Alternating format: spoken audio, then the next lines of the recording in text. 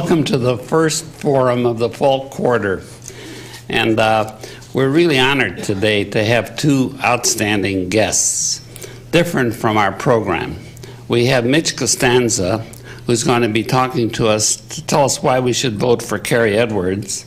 And we have Mark Price, who's going to be talking to us on why we should vote for Bush Cheney.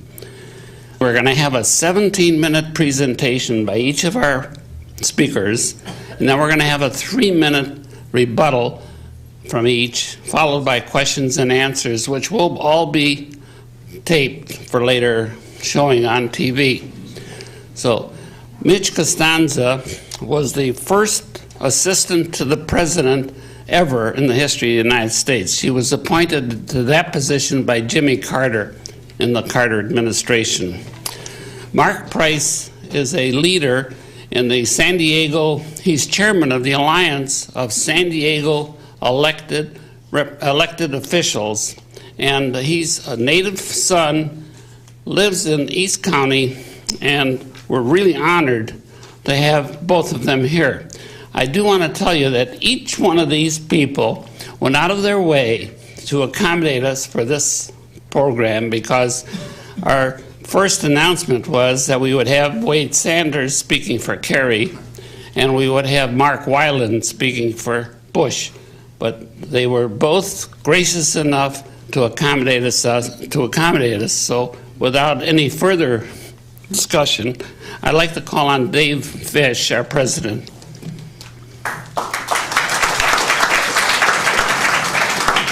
Thank you, Jack.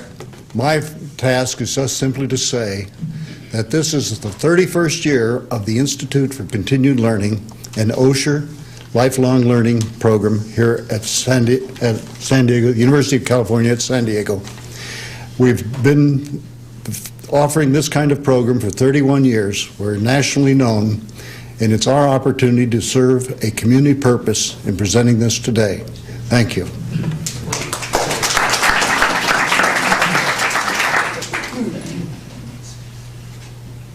Okay, now we're going to toss a coin. We're going to toss a coin to see who goes first, okay? Just like they do in the big time. Call. Heads. Which is your choice? You can go first or second. You have. I think I'll go second, Mark. Good choice. Mark Price. Thank you. Good morning, everyone. I'm pleased to be here. I got the call last night. I think they worked it out at about 8 o'clock for me to be here. And it was tough because I'm speaking at Notre Dame tomorrow, and I had a flight out at 8:45 this morning to go to Indiana. And so a lot of work was done to try to get me on another flight. So I'm on one at 1:30, and I get to go visit Atlanta on my way to Indiana. So that'll be fun. One of the things that swayed me into going through the extra effort to be here was knowing that Midge Costanza was going to be here. This may sound funny to you coming from a Republican, but maybe I'm a different kind of Republican. Maybe I truly am that compassionate Republican. I respect what Midge has done. I've known her name for a long time, but last night I really got in there and looked up a lot about you, and my respect went way up. And so thank you for all your efforts. Yeah.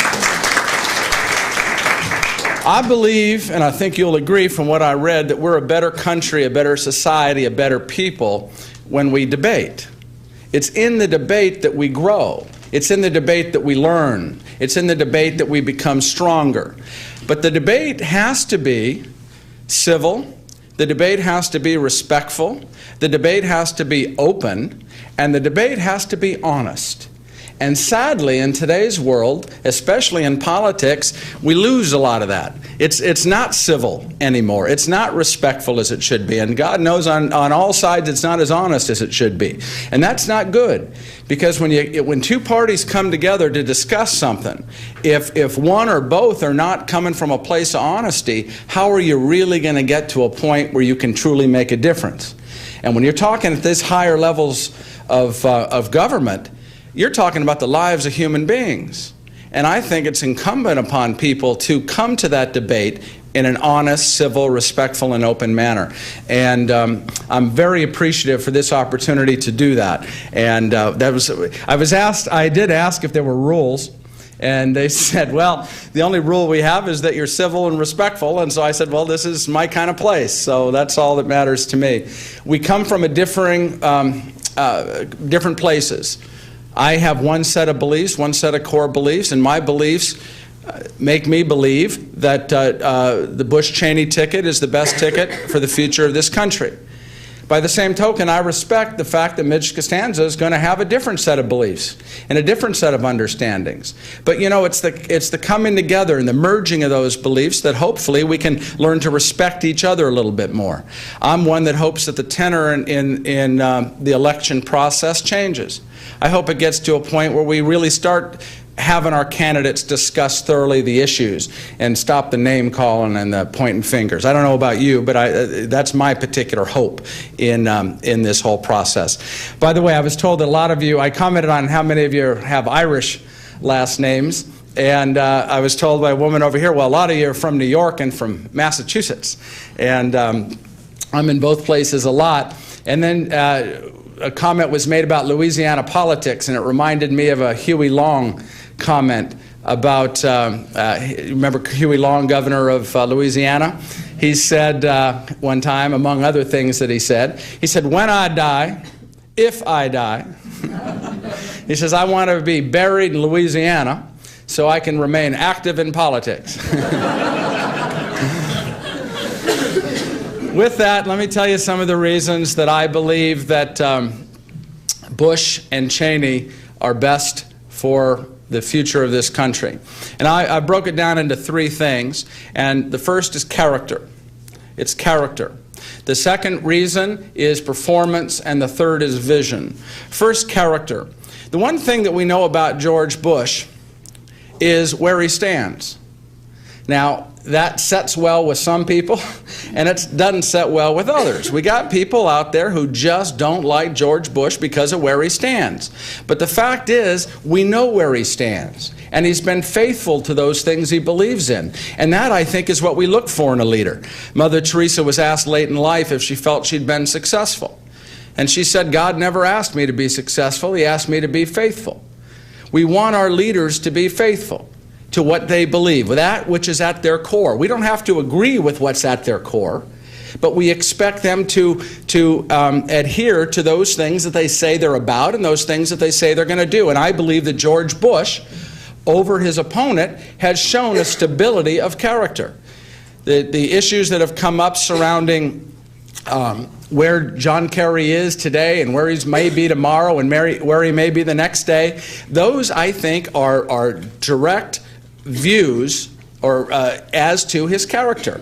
George Bush, when he stood before the United Nations and he said that we are going to go, I need your support because we have to hold Saddam Hussein accountable.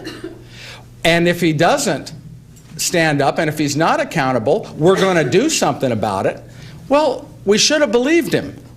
We should have believed him, and we shouldn't be surprised that he actually followed through with what he said he was going to do, because that's his nature. That's part of what his character is all about. Somebody who says what he means what he says, and then follows through with it. We have a great American president who said that we're to speak softly but carry a big stick. The problem is, in recent years, we've been speaking loudly, and we've been talking about a stick, but we haven't been willing to show that stick. And George Bush is saying for 12 years, we gave Saddam Hussein resolution after resolution after resolution from the United Nations to get his act together, to comply with the mandates of those resolutions. And he ignored them. He ran off the inspectors time and time and time again. And finally, we gave him one last opportunity to comply, and he didn't. And George Bush said, if you're not going to comply, we are going to show you that big stick that we're carrying. And he went in. A lot of people say that we went in, and George Bush said we went in because of weapons of mass destruction. Go back and listen. We went in there to force Saddam Hussein into compliance. Yes, there was talk of weapons of mass destruction. there was intelligence that said that he had it. That intelligence was seen by both Mr. Kerry, Senator Kerry, and President Bush. They both came to the same conclusion when they saw that evidence, that information, and that is that Saddam Hussein had these weapons of mass destruction, and they went in. We have since found that he doesn't have them. Or if he does have them, he's hidden them pretty well, or he's gotten rid of them. But at this point, it looks like he doesn't have it. But that doesn't change the fact that the reason that the president went in, and again, this goes to character, was because after 12 years of one decision after another to disavow the commitments that he made, that Saddam Hussein made to the United Nations and the international community, it was time to hold him accountable. What good is it? I have a 6-year-old daughter. If I tell her not to do something, and she does it, and I tell her not to do it again, and she does it, and I tell her not to do it again, and she does it, pretty soon after, if I do that for 12 years, she's going to figure I'm never going to hold her accountable. She's going to get away time and time and time again. Saddam Hussein is a vowed enemy of this country. He has said that he wants to see this country destroyed. He is an enemy of this nation. And after 9/11, the mindset in this country has to change. And I believe the character of George Bush is the kind of character we need. Somebody who says what he means what he says, and follows through with it. You don't have to agree with it, with what he actually did, but you have to admit that he did do what he said he was going to do. And I think that goes to character. One thing that shines in the face of Mr. Kerry's character last night at the debate. He made a comment that, which was a reiteration of something he had said previous about this is the wrong war at the wrong time in the wrong place. And he said this is a war we shouldn't be fighting. And then he makes a comment about how our men and women who are dying over there are dying for a just reason or a just cause. I don't remember his exact words. Well, don't you see that to be a little bit contradictory? If it's the wrong war at the wrong time in the wrong place, then how are men and women dying for a just cause? That's a contradiction. And yet that is specifically what he says. The word is a little different. He didn't say just cause, but he said something to that effect. How can we ask our men and women to fight if the commander-in-chief is saying that what you're fighting for is wrong, that what you're risking your life for is wrong? We need a commander-in-chief, now that we're in there, who's going to have the character to stand strong and do the right thing. And right now we're in there, whether we like it or not. I wish we weren't in there. I wish we weren't in there, personally. But we are. And we've got to make the decision. We can't make the same mistake that was made in the Reagan administration. Remember when we went into Afghanistan and Pakistan? We pulled out of there too soon. And whether you like Benazir Bhutto of Pakistan or not, her reign became unstable, and she was toppled from office as a result, in great part, of us pulling out too soon. So we're now in Iraq, and we need a person at the helm, holding the reins, that's going to do the right thing, have the character to stay until the job is done, and at the same time not undermine our great, wonderful men and women who are putting their lives on the line. The second is performance. The second reason I support George Bush is his performance in office. I found it interesting, the two different conventions, and I assume that you saw both of them, and they were remarkably different to me for this reason. The Republican convention talked about 9/11, it talked about the war in Iraq, it talked about President Bush's performance in office, and it talked about his vision. The Democratic convention, and by the way, this is what they said it was about, because this is what they wanted it to be about, was about Senator Kerry's career as a soldier, his hero is in Vietnam, and I don't begrudge him that. I don't care, people on my side are making a big deal and trying to demean him because he spent 4 months there. If somebody spends 10 seconds in harm's way, they deserve all the credit they can get. I worked at a builder's emporium many years ago, and we had a guy rob the place, and I stupidly chased after him. And I went around behind into an apartment complex, and he turned around and he had a gun right cocked in my face. And he said, "You turn around and leave or I'm shooting you." Well, I turned around and I left. But you know, in a small way, that gives me a deep-seated appreciation in that few seconds of what these people go through when they put themselves in harm's way defending this nation. When they defend this nation. I don't begrudge what John Kerry did at all. I think what he did was incredibly heroic to put himself out the way he did. And he deserves credit for that. And I say shame on my members of my party who are talking out against it. When you put yourself in harm's way for the defense of a nation and for to save the lives of others, you're doing the most valiant thing that a human being could possibly do, and I give him credit for that. But look what they focused on at the Democratic Convention. They focused on his time in Vietnam, and then they attacked Bush for the rest of it. There was very little said, if anything, about his 20 years in the United States Senate. You got to ask yourself, maybe scratch your head and say, what is it about those 20 years in the United States Senate that they don't want to talk about? Why didn't they bring that to the forefront?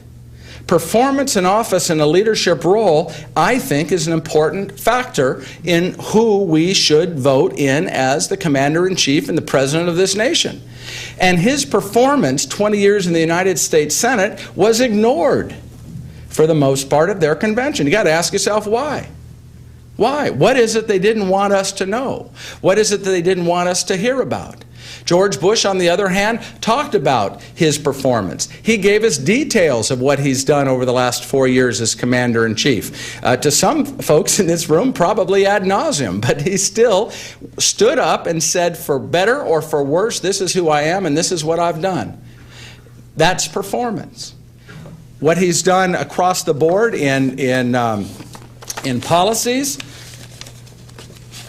I just want to mention a couple of the things since he's been in office. He's on the economy. He's built up jobs in the economy. By the way, you hear the other sides talk about there being less jobs. That's because they keep quoting just the private sector jobs. When you bring in the public sector, that's 800,000 more jobs that they don't talk about, 500,000 of which, by the way, were teachers. Homeland Security is something that is part of his performance that he did, George Bush and Dick Cheney, bringing in this whole new position. Department. Compassion, removing the barriers that separate the poor from effective services. Healthcare, making healthcare more accessible and affordable. Education. He's got bipartisan education reform. You know, people want to go after George Bush and say he's mean-spirited.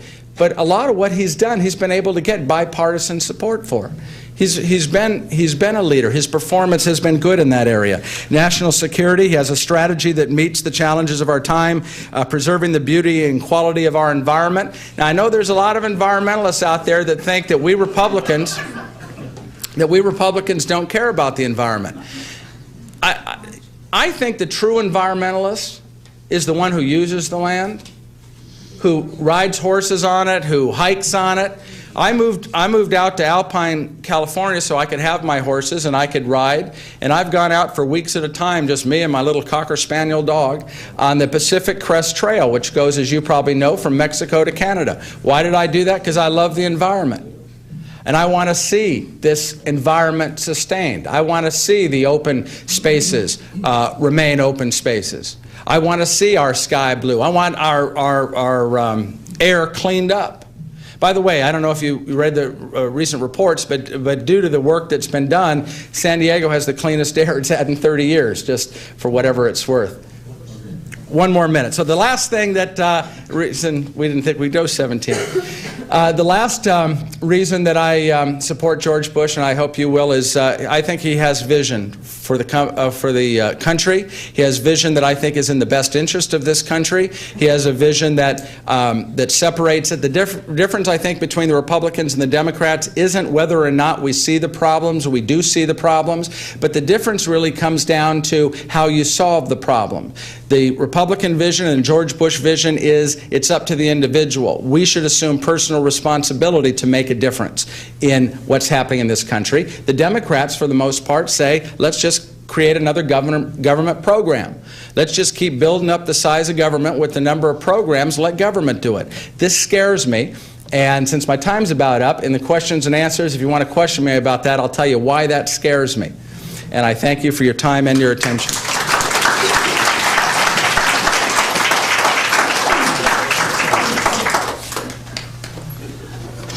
That's about as eloquent a speech I've ever heard about the Republicans. I think, Mark, you should be their national spokesman, for sure.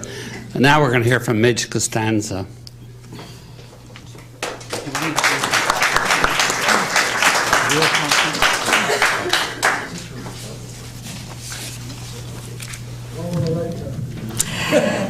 Thank you, Mark, very much, and for your kind words. I expected to find Mark Hyland here, and since I'm supporting the person who's running against him, she's here, he isn't.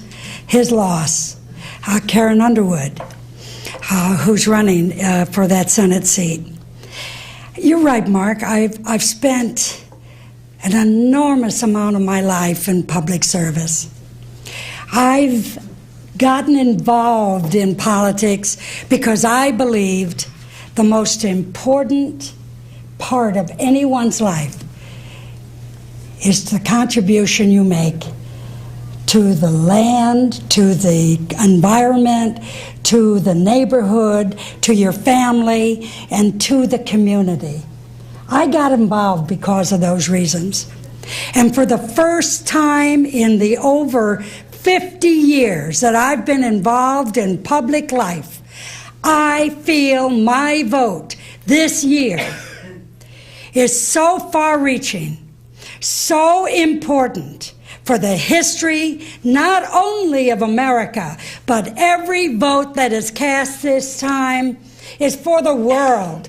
It's how we look to the other people in this world, our standing in the world.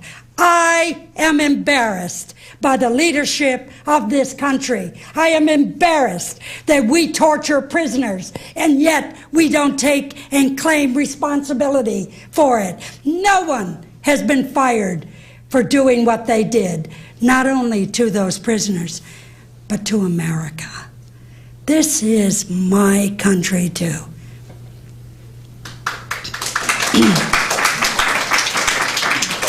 Let's talk about character. Let's talk about a man. 5 books have been written by people who used to work for this administration, who will swear to you, who will prove to you that George Bush was going to go to Iraq whether we needed to or not. And he did it. And I'll tell you what saddens me.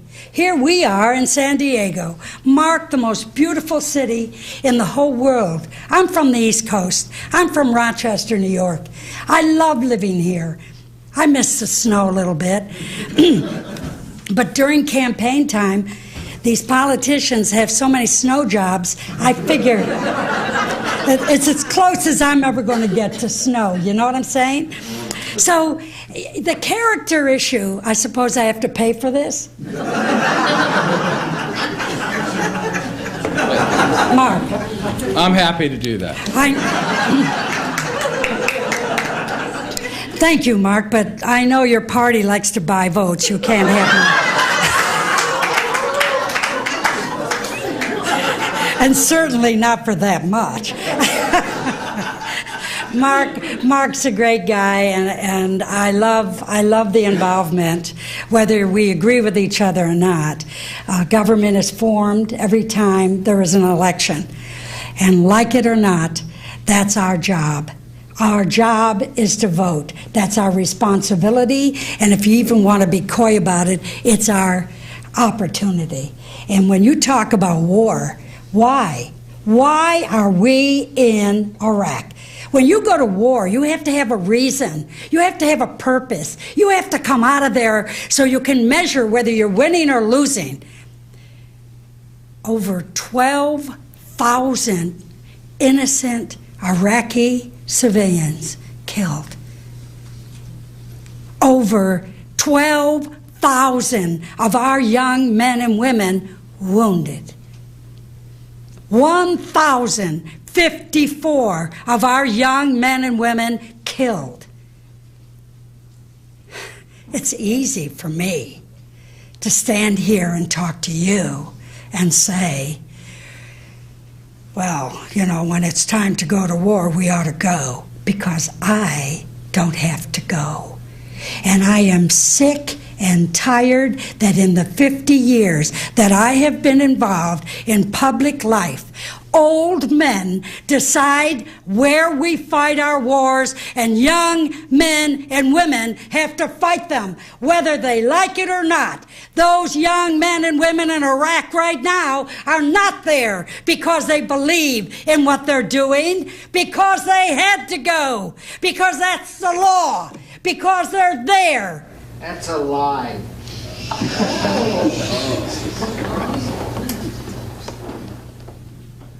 I'll take any test you want, baby. This is my opinion. You give yours later.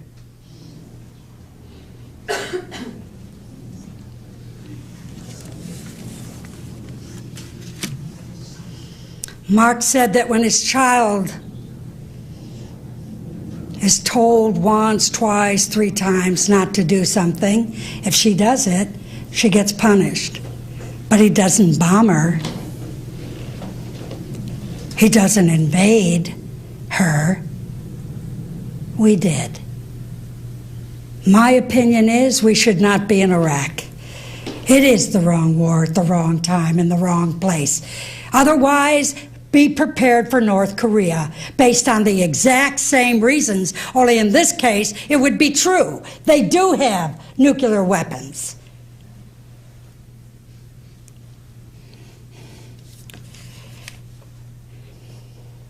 Performance. This president has rolled back 200 environmental regulations.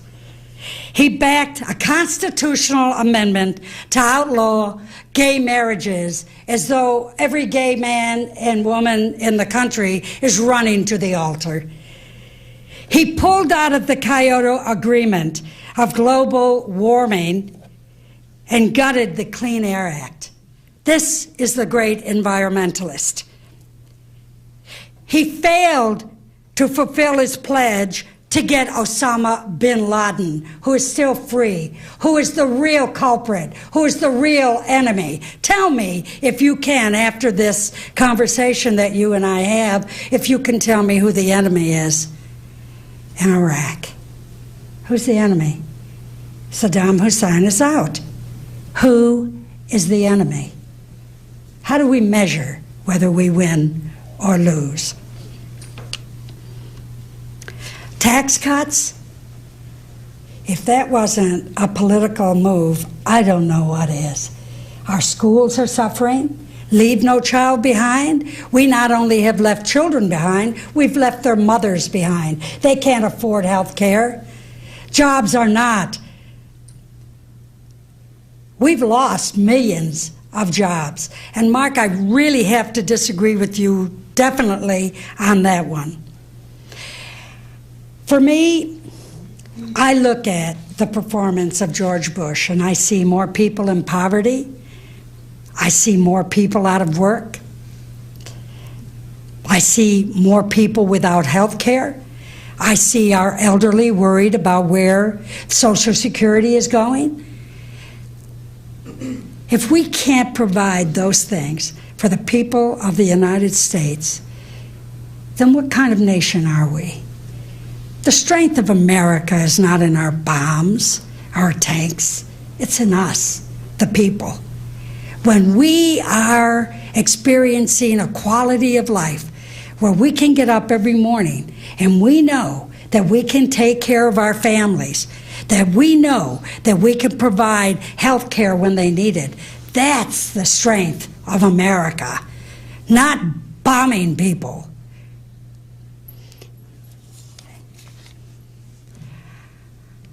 About 50 years ago, I decided I'd get involved in public life. I have spent so much of my time trying to create a world, at least help create a world that had peace and justice and personal freedom. Because that's what I think America is. That's the America I'm proud of. That's the America I want back. That's the America that this first generation Italian American decided was worth being involved in and living in and working in. I think it comes down to this: choices, choices, choices. On Wednesday, the day after election, do you want a president who has failed in the environment, in jobs, health care, and peace and justice? The Patriot Act is the greatest invasion on the privacy of the people of this country as ever has been put upon us in the history of this nation. Our civil rights. Do you want a president who has failed in all of this? Or do you want a president like John Kerry, who's been 20 years in the Senate? Mark, you are absolutely right. 20 years, and guess what? We're not hiding anything. Does anybody here have an internet? Go into the internet. Look at the record of John Kerry. We didn't hide his record. We're proud of his record, and so is he. Go into the Senate, click on to John Kerry, and you'll see every issue he's ever voted on, every issue he's ever supported. We're not hiding his record. You can't serve 20 years in public life and hide your record. George Bush was the governor of Texas. He rode into the White House, and he became president. He's been there 3.5 years, and every area that I've just talked about, he's failed in. We are not better off today than we were 4 years ago. We are not safer today than we were 4 years ago. We have created more enemies for America and through the terrorist armies that claim lives every day in Iraq. I didn't want to use my whole 17 minutes because I really thought we could talk and answer some of your questions. But I'm also standing here, a person who supports that quality of life that involves the physical well-being of all of our citizens. Stem cell research. I don't know how many of your children are affected or people you know are affected. Stem cell research has become the mantra of George Bush's anti-choice stand. I'm here to tell you that the women in this audience and your grandchildren and your children, if George Bush is reelected, there will be another Supreme Court member appointed, and you will never ever see again the right of a woman to make a choice in her life. And I'm here to tell you, if all my 50 years were boiled up into one little area, it would be as a woman that I do not want the President of the United States, his collaborators in the right wing, his co-conspirators in the Congress, to ever make that decision for any woman in this country. Never. I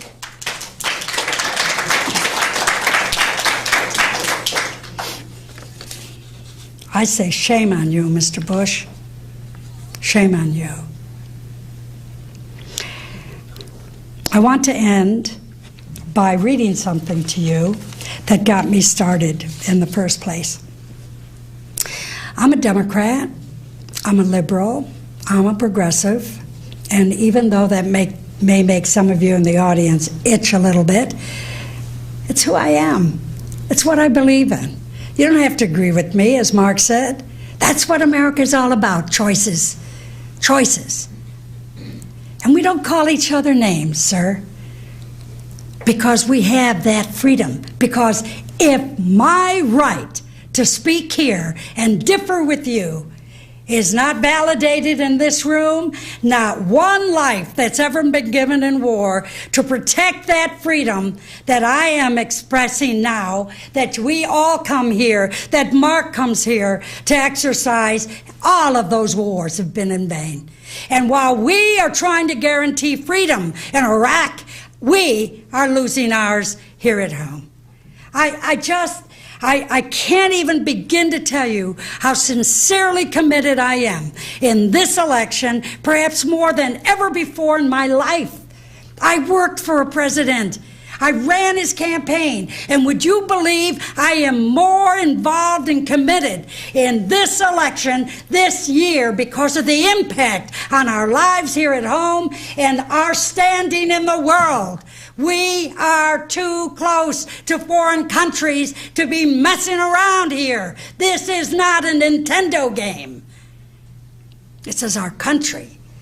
I got started in politics because as a human being, I wanted this human race to survive. I wanted our earth to survive. And I'm so self-centered that I'd even like to help make this a better, fair, more peaceful world, where we use our brains and our strength and our resources to make sure that people have enough to eat, a place to live, a chance to work and learn, to love whomever they want, and to enjoy being alive. I don't need it. Thank you very, very much.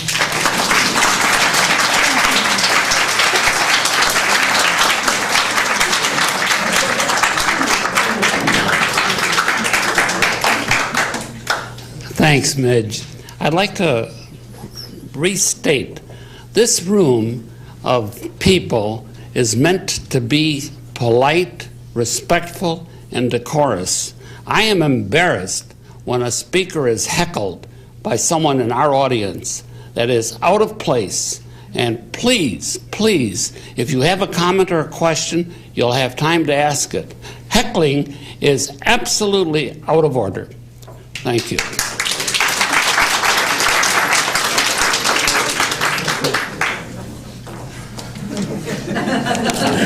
Hey. I think Now we know you're a Democrat. You got it, baby. I think with our Osher funding, we can afford the coffee now. I don't know. But we're going to have a 3-minute rebuttal for each speaker. And the speaker who spoke first, Mark Price, will have the first rebuttal of Midge's speech. Thank you. Just a couple comments. I'll go down my list and I'll try to touch on the different things as quickly as I can. First of all, the idea of us losing our standing in the world.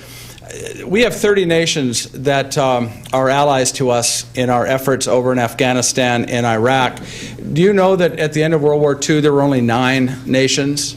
The standing in the world, you know, if you have to look at things in their historical context, I think, before we just say we don't have any more standing in the world. Mr. Kerry, Senator Kerry last night said that he thinks there should be a global test to determine whether or not we enter into these conflicts. This nation of ours should not submit ourselves to the whims and the decisions of other nations when it comes to the defense of our country. We should elect people with good character, with vision, who have a history and a track performance to make the decisions necessary to stand up for this nation. As far as the record on Bush, the difference I think between Bush and Kerry, you got to go ferret out, as Midge pointed out so eloquently, you have to go ferret out his record, whereas Bush was proud to put it right straight out in front of you, and there's a big difference there. You made a comment about how how do you measure if you win or lose a war? What's the outcome of the war? And 12,000 people wounded or killed, 1,054 of our men and women are killed. There's also been 50 million people liberated. 50 million people have been liberated from the tyranny that existed in Afghanistan and Iraq.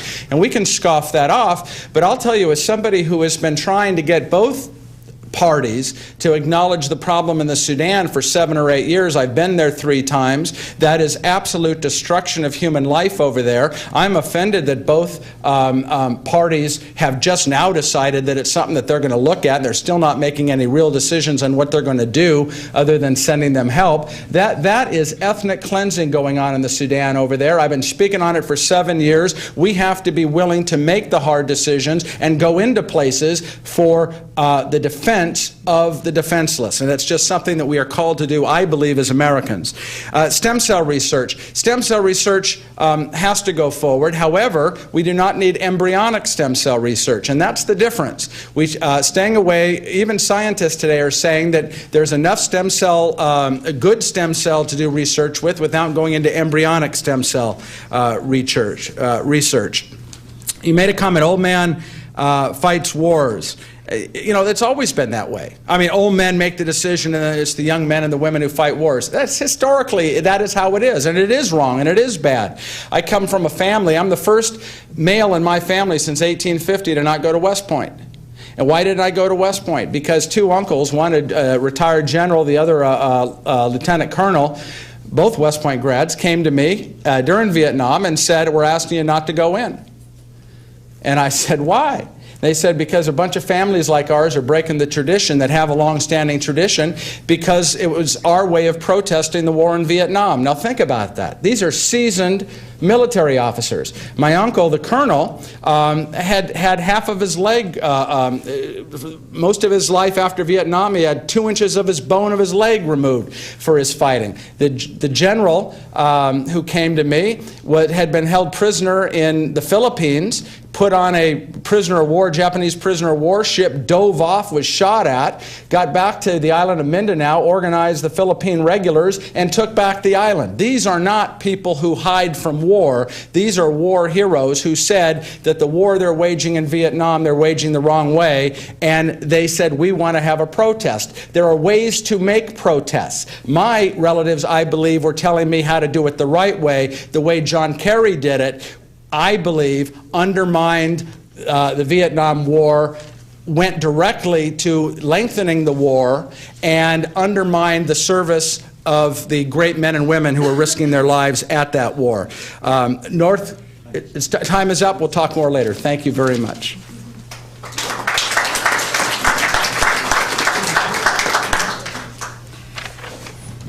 Mark, you and I are going to have some trouble if you blame the extension of Vietnam on John Kerry.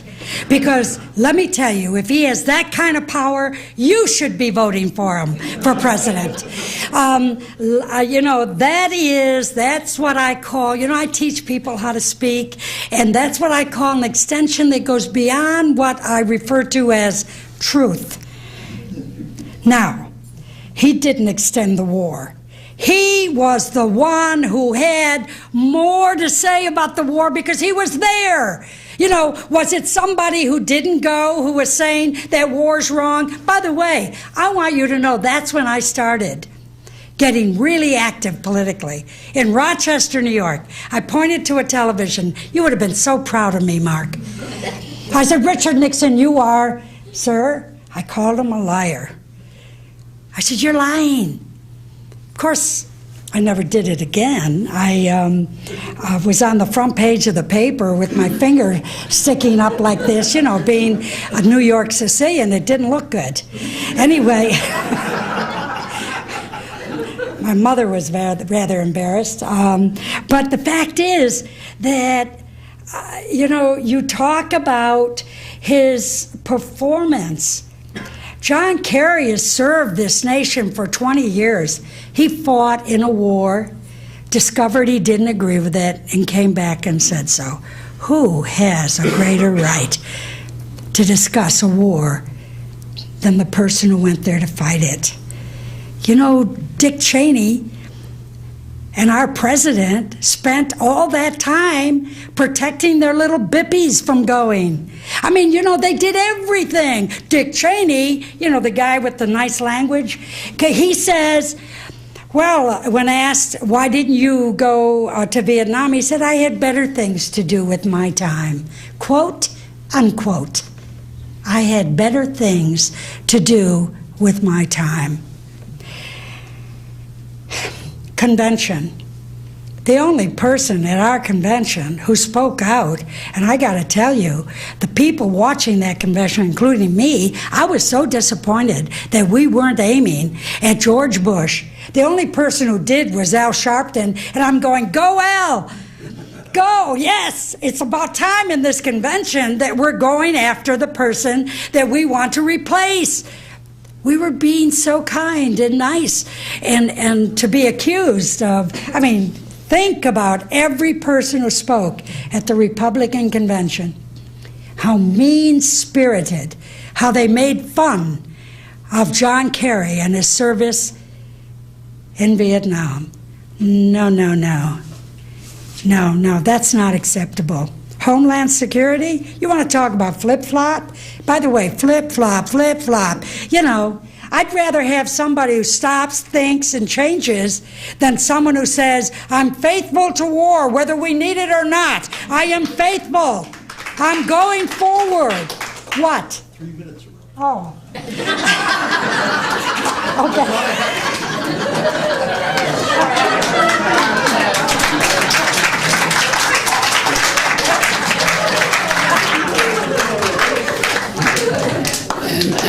Now we are now at the question and answer period, and the questions have to be brief and have to be addressed either to Mark Price or to Midge Costanza.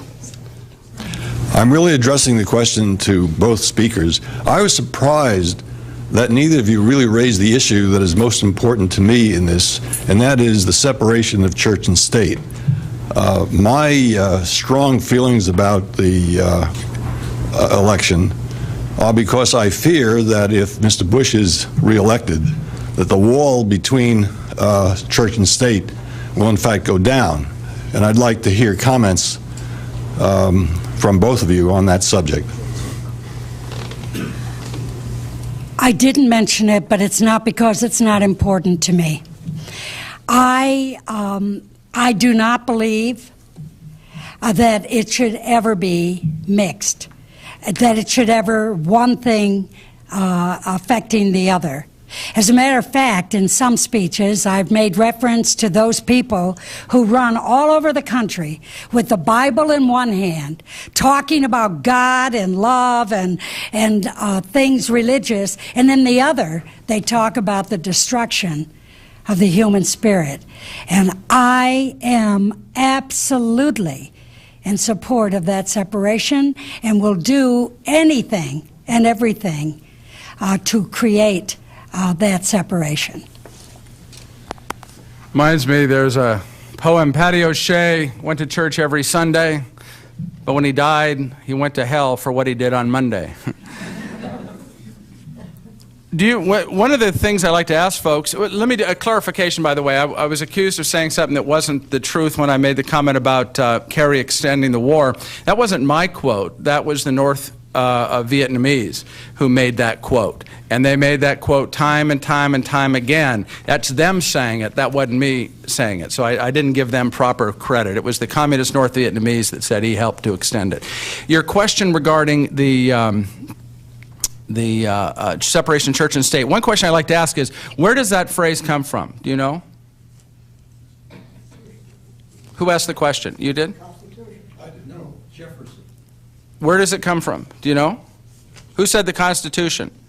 See, a lot of people think it's the Constitution. That is not in the Constitution. It is nowhere in the Constitution. That comes from a letter that Thomas Jefferson wrote to the Danbury Baptist Church in reaction to a question.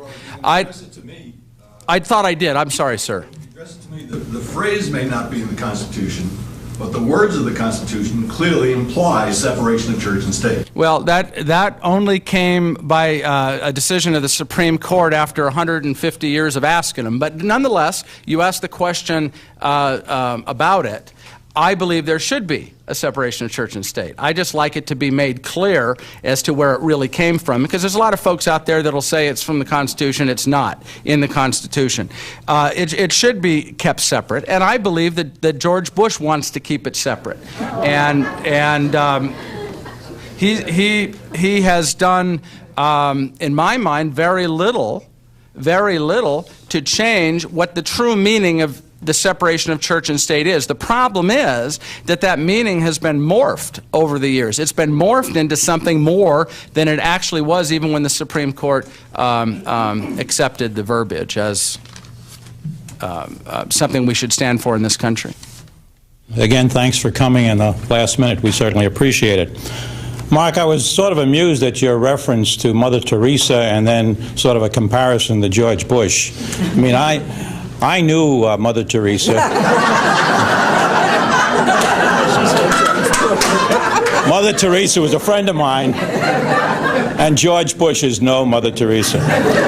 But my question, one of the themes of the Republican convention was support the troops. We saw the signs emblazoned all over the convention floor, support the troops. I'm shocked to see now that in many of our reservists and many of our National Guard people who leave their jobs and go overseas to fight in Iraq, their families have no medical support. They have no health care or anything of that sort. My question for you is this: don't you think, or which would you prefer, to give tax cuts to millionaires or to support the troops by giving they and their families health care? Thank you for the question.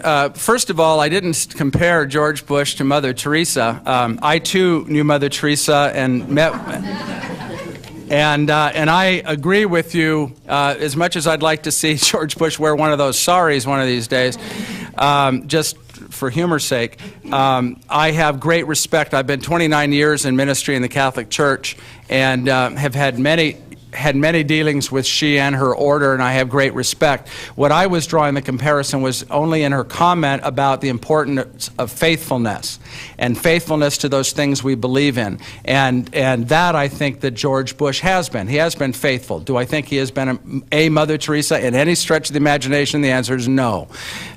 So with regard to your question, I don't really accept the premise of it, but I'll answer it anyway as to whether I would rather see the wealthy be taxed or money go to the the families of the servicemen to take care of their health and medical needs. The bottom line is that there shouldn't be a question of, are we going to take money from somebody else? The medical and health needs of our servicemen and women is deplorable, and it should be taken care of. We have servicemen and women, their families, who are on welfare. That is unacceptable. That is wrong. These people are risking their lives, and it should be dealt with. And it should be dealt with swiftly, and I don't care who the administration is, it should not have been dragged on as long as it has been. It's wrong. Thank you. Do I have a response to that? I think the question was addressed to Mark. Oh, I see. So we have no... Well, that's okay. I addressed it to Midge, too. Midge? Well, you know, we're not talking... I mean, you know, you keep talking, Mark, like you should be voting for John Kerry. You know, the fact of the matter is George Bush is asking the people of this country to give him 4 more years. This whole administration has centered around his action in Iraq. He sends young men and women there, and you're right, it is deplorable. And right here in our own backyard, in Camp Pendleton, they live in rot-gutted housing. This is disgusting. Well, this is the president who will take your life, but won't provide for your family when you go there to fight, for health care, for decent housing conditions. And when these people get back home, they don't have jobs, they don't have the health care. And look, you want to go to the Veterans Hospital? I think it's disgusting the way we treat veterans who have put their lives on the line for the people of this country. I hate war, but I tell you, anyone who goes and fights it, I respect what they do. And when they come back, we need to show them that respect. This president can't have it both ways. He's either president now and stands on his record, or he gets the heck out. I want to thank both of our guests for showing up on such short notice, and we've really enjoyed this. Mark, I have a question for you. I may be the oldest man in the audience. Far from it, Al. And I go back to the days of bipartisanship when you would look at a Republican and you would look at a businessman who respected a dollar. He knew that there were 100 cents to the dollar. And he took good care of his own money, and if he was a politician, of the citizens' money. I have seen a complete collapse of the Republicans that I knew and long respected. The Lodges, the Saltonstalls, the Rockefellers, the Warrens, the Goody Knights. They wouldn't know the Republican Party today. Could you enlighten me? Have the neocons actually taken over completely, and in the next election will they be called fascists?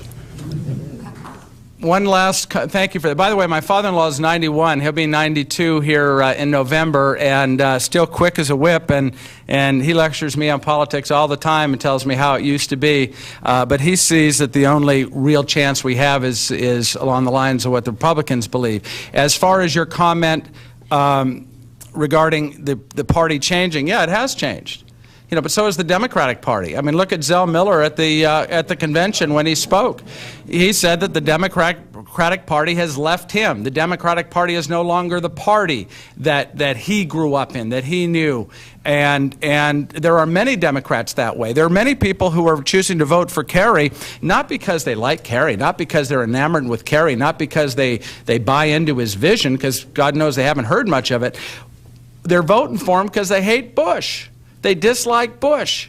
Is that the way to build a party? The leader of the party is made the leader of a party just because they didn't like the other guy or they hated? There was an emotional sense or feeling against the other person? I don't think that's right. I share your feelings with regards to fiscal issues. We have to focus on the fiscal issues. That's the Republican Party that I believe I'm part of, one that is supposed to care about the dollar, the one that is supposed to be fiscally responsible, which is what you're saying. We do have many Republicans in office who are fiscally responsible. We need to get more of them in there, and I tell you what, you have more of a chance getting fiscally responsible people in higher office if you vote Republican than you will if you vote Democrat, in my opinion. Okay, with that now this is gonna end the videotaping of the session. Thank you. Thank you.